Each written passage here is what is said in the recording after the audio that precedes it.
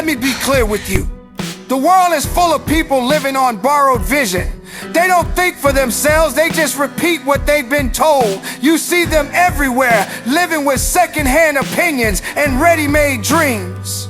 They've been told what to want, what to believe, and who to be. Their life isn't about finding themselves, it's about following a script written by society, family, and friends. They live in a fog, confusing the safety of the crowd with real truth. Let me be blunt.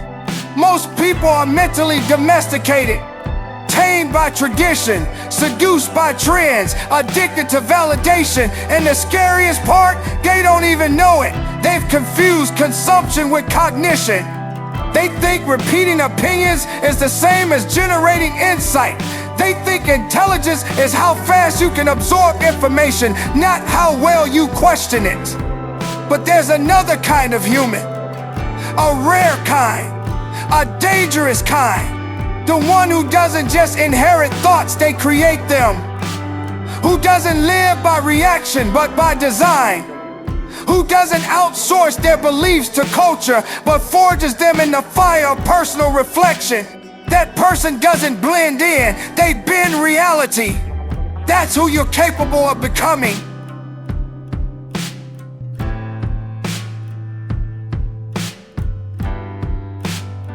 Let me take you back. There was once a man whose influence in our neighborhood confounded people. He was quiet and kind, but when he spoke, everybody leaned in. He spoke like someone who wasn't asking for permission to exist. He didn't talk fast, but his words pierced straight through your armor. People couldn't put their finger on it, but even men twice his size wouldn't challenge his presence. Why? Because mental authority outweighs physical presence. What that man had wasn't money, wasn't fame. What he had was a fortified mind. He wasn't shaken by discomfort.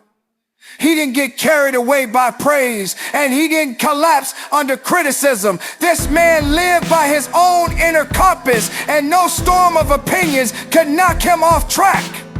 I once asked him, "Why do you seem unmoved when people misunderstand you?"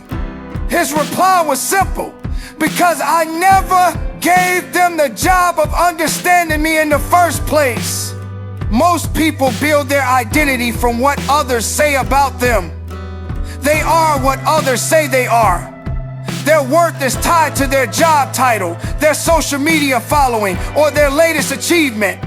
The problem with this is that it's a fragile identity built on things that could be lost in an instant. Your job could disappear, your followers could vanish, and your achievements could be surpassed. When that happens, who are you? A mind that scares people has already done the hard work of redefining its identity. It has built its sense of self on something that can never be taken away, its inherent worth. You are not defined by your success or failure. You are not the sum of your accomplishments. Your value is not something you earn. It is something you possess simply because you exist. When you truly grasp this, external validation loses its power over you. Rejection becomes a piece of information, not a personal attack. Failure becomes a learning opportunity, not a defining judgment.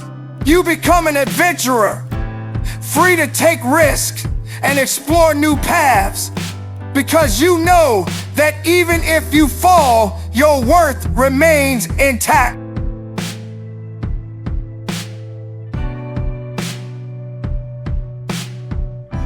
Let me pause and ask you a question. Who owns your mind? Is it you, or is it the voices of people you're trying to impress? The systems you haven't questioned, the wounds you haven't healed?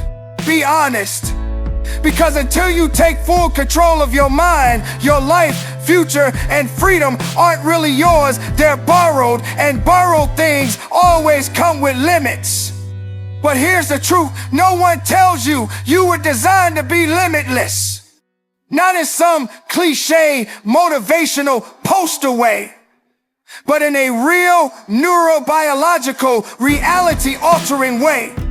Your brain contains an entire universe of power. Your spirit holds worlds you haven't even discovered yet. Yet most people are living in loops. Thought loops, fear loops, generational loops. Running scripts written by people who never dreamed as far as you could go. Do you know what breaks the loop? Deliberate, disciplined thinking. You can't wait until you feel brave to think clearly. You can't wait till you feel empowered to reclaim your mind. It begins with active rebellion against mental passivity. It begins when you stop asking, what do people think of me? And you start asking, what do I truly think of myself? That's the first war, not against others, against the self you've settled for. You had brilliance before the world told you to hide it. You had imagination before systems told you how to suppress it. You had a voice before correctness taught you how to silence it. You were born original. Don't die a replica.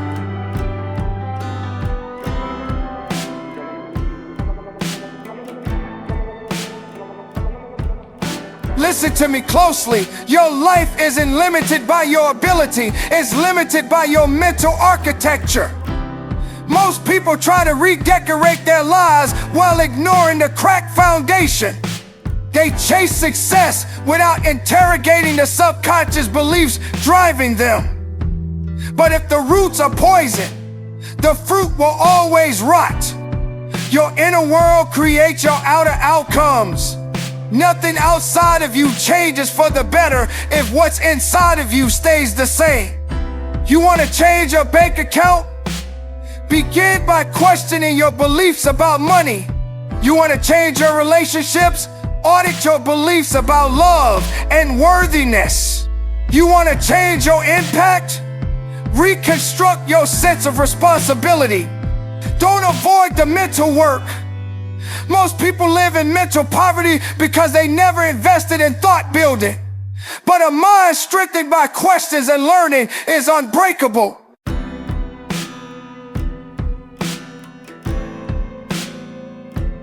I'll leave you with this. You have one mind, and that mind is the gateway to a life your past can't comprehend and your fears can't contain. But you'll never reach that life renting someone else's perspective.